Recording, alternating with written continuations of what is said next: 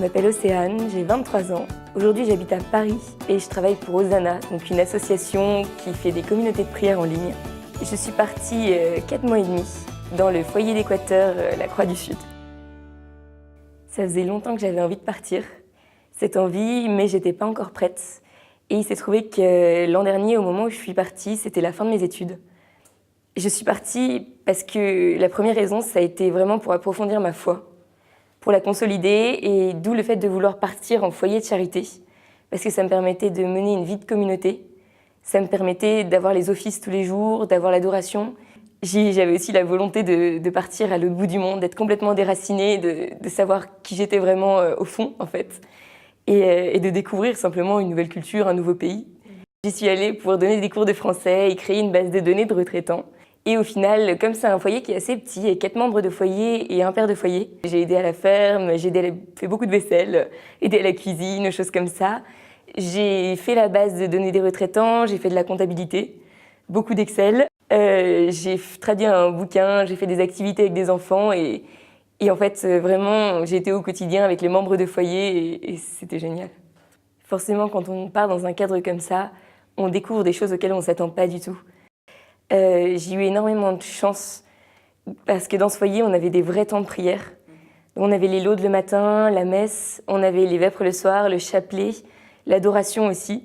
Ça a été une opportunité géniale et absolument phénoménale pour rencontrer Dieu, tout simplement. Et du point de vue service, on est là pour aider. Dès qu'il y avait quelque chose à faire, est-ce que je peux vous aider? Est-ce que je peux faire quelque chose avec vous? Et même si parfois on n'a pas l'impression d'être forcément très utile parce qu'on fait des petites choses, mais c'est aussi notre présence qui change quelque chose. Il faut savoir, je suis d'une nature très speed. Et forcément, quand on se retrouve en Équateur, en foyer de charité, dans un environnement qu'on ne connaît pas, pour quelques mois, la première chose qu'on fait, ce n'est pas de courir dans tous les sens. C'est d'apprendre justement à prendre le temps d'être et non pas de faire. Alors il y a 2 phrases que je garde vraiment de cette expérience. La première, c'est que tout est grâce. Et la deuxième, c'est que rien n'arrive par hasard.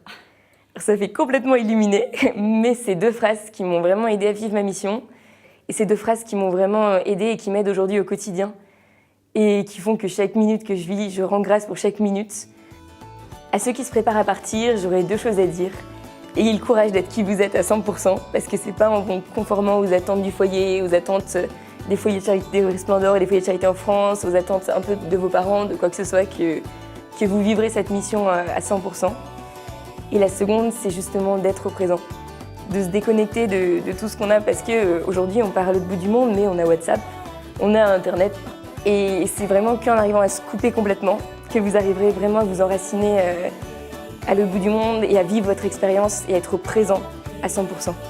Parce que c'est vraiment ce présent qui rend heureux.